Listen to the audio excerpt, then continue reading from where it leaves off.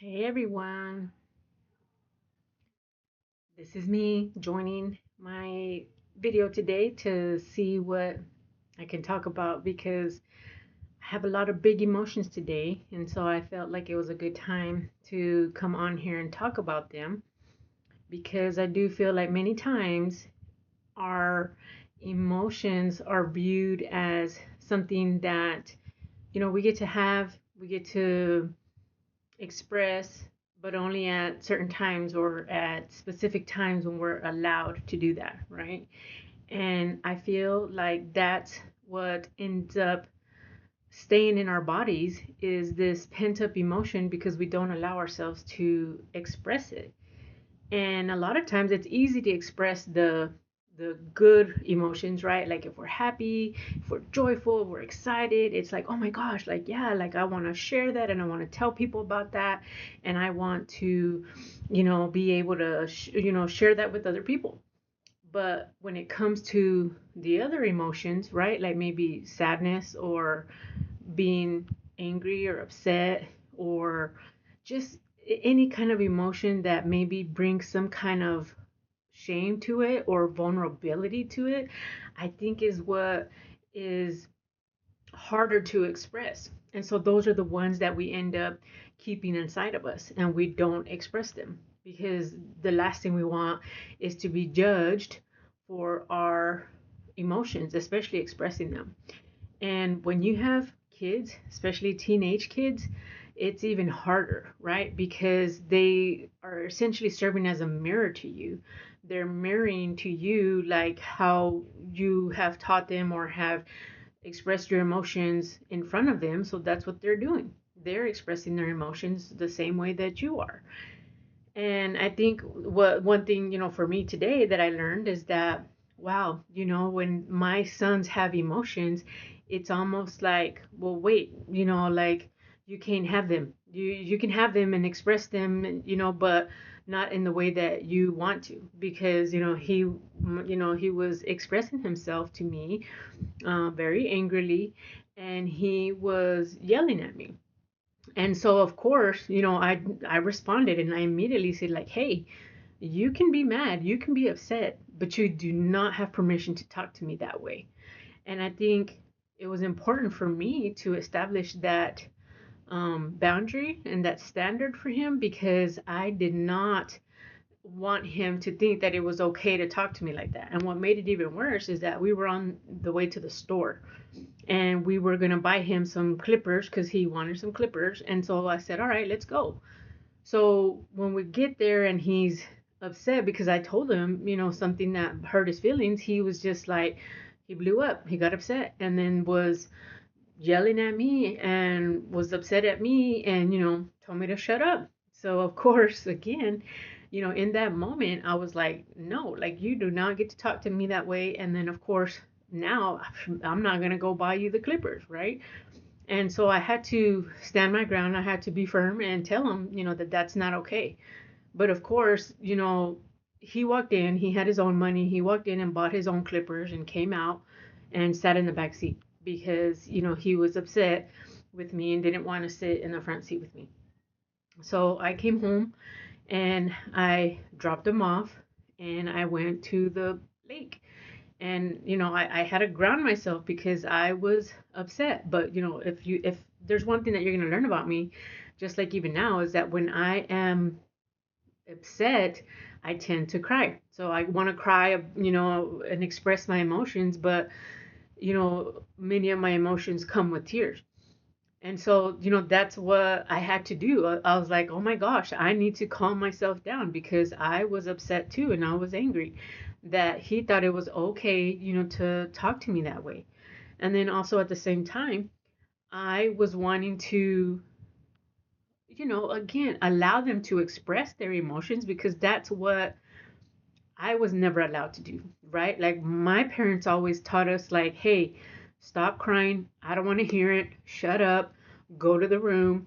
Like there's if you really want a real reason to cry, I'll give you a reason to cry, right? And that was always just kind of like the response, very typical macho Mexican response is that, "Hey, there's you're crying over something so simple and so minute that we didn't need to be crying about it, because there was always people that were experiencing worse things in life, that we should be grateful that we had the life that we had, because we were brought up very differently than they were, right? They grew up in poverty, they grew up with parents that weren't affectionate, that didn't have the means, and so always had to live in that scarcity mindset, right? And being able to just live, not and survive. When you're in that survival mindset, like, you're not thinking about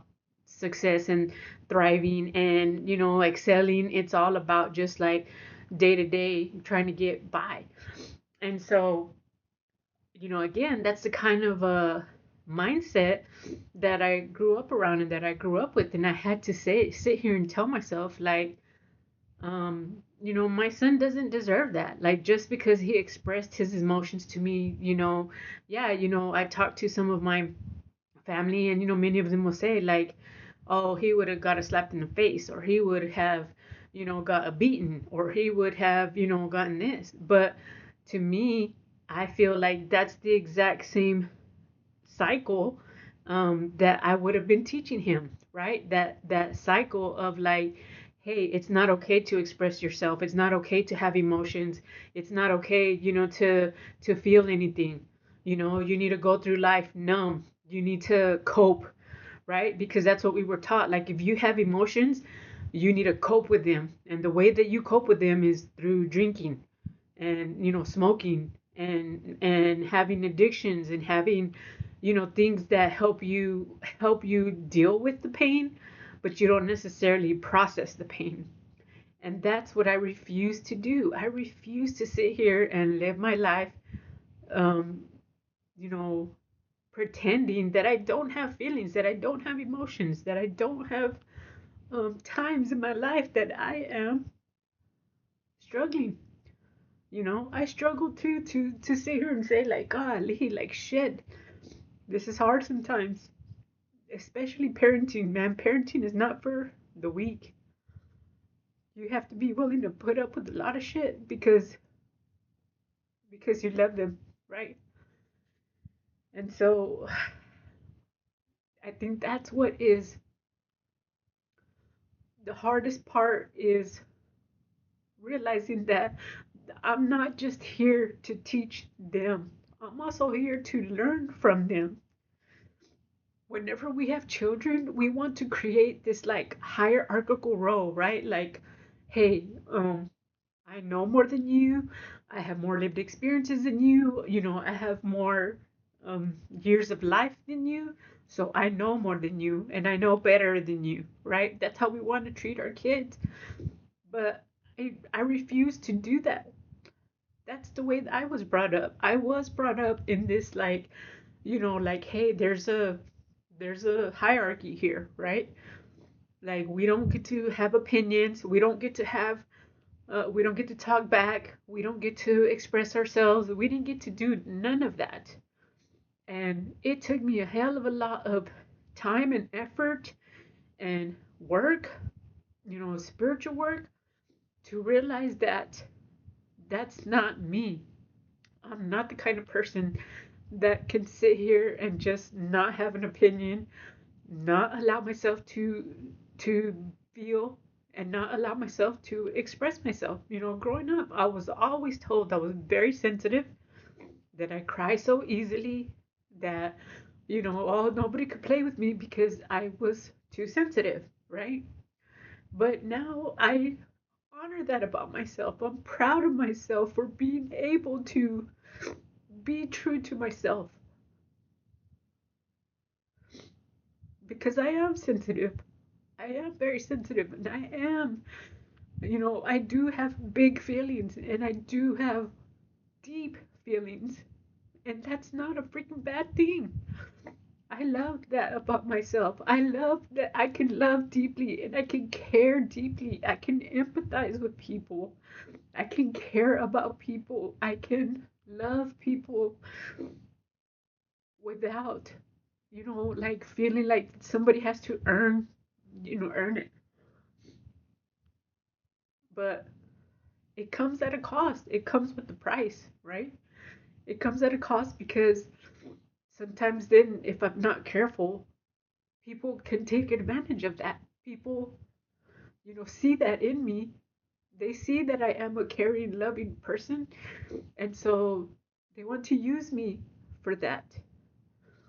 Especially now, that I'm single and I'm dating, that's where it has become very obvious to me that there are a lot of people out here, specifically men, because that's who I date, um, that feel that they can use you, to meet whatever needs that they have, whatever they want, to get whatever they need, at any cost, at any expense.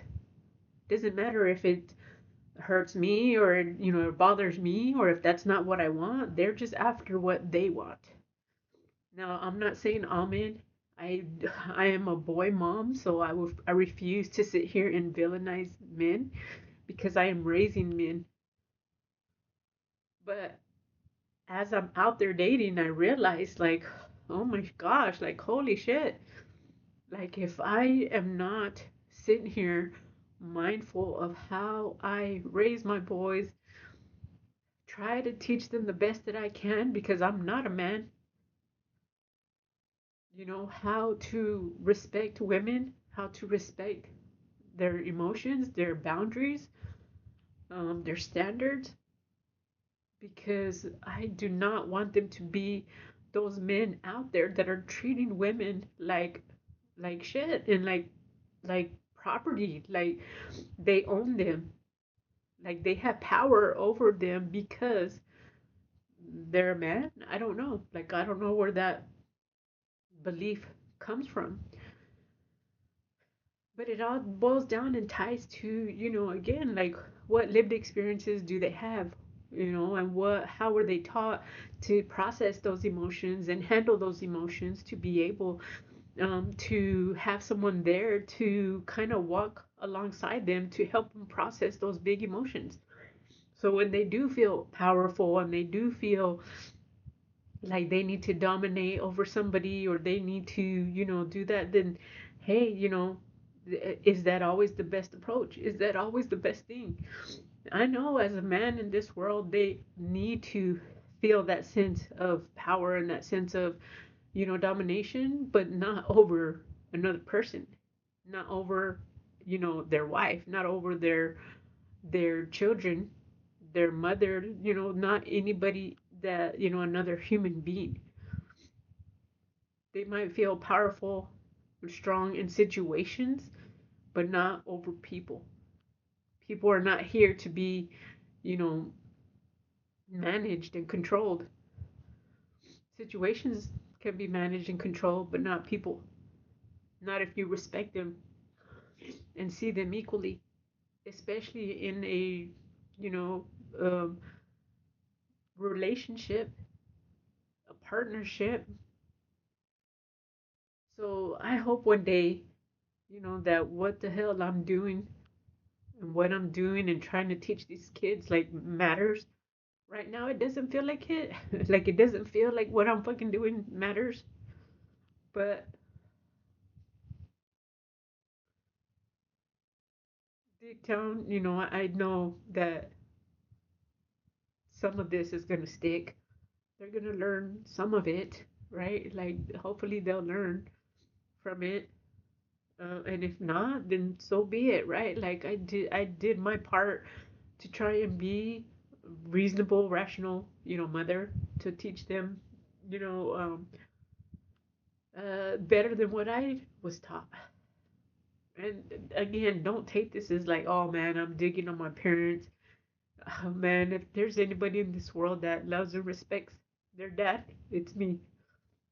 My dad taught me so much about life, and I miss that. I miss not having him and his wisdom and our conversations just about life. I do. I miss that a lot.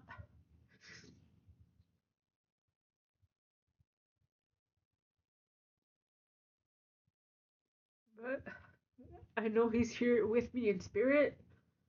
I know that he's watching over me. He's taking care of me.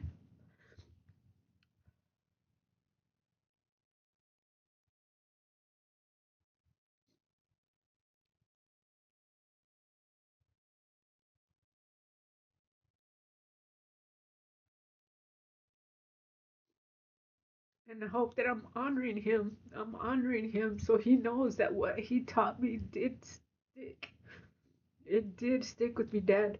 Like, I heard you. I heard everything you shared with me. I knew that everything you taught me was going to be something that I needed to know, especially when it came to raising my children. I have learned so much from you, and I respect that and honor that. But there's also other things that I have to be responsible for. I have to be responsible for continuing my growth and learning different ways because our kids are not the same growing up the way that we grew up. We grew up without internet. We grew up without social media. We grew up without, you know, having the world at our fingertips. And so it's a different ball game. It's not the same game. They know so much. They have so much information at their fingertips. And it's not always the best information, right? So, all you single moms out there, I hope that, this serves as an inspiration to you to know that we're okay. Like, it's okay. We're going to get through this. There's a lot to do and process and learn, but we're not um less than, or we're not doing, we're doing enough. What we're doing is enough. We know sometimes we try to be both parents. We try to be, parent, father and a mother, but they have a father, and I don't need to be their father. I can only be their mother. I can't take on that role of, being their father. And so whatever they learn from their dad is what I have to accept is like, you know, they are meant to learn that and know that and trust that whatever their dad is, talking to them about and teaching them, is going to be, what they need to know. But like I said, for us moms and doing this alone, just breathe. Just have those days to where we can just breathe and surrender and trust the path that we're on because it's not easy sometimes. It's hard. And I respect that. I respect all the moms before me that did this shit.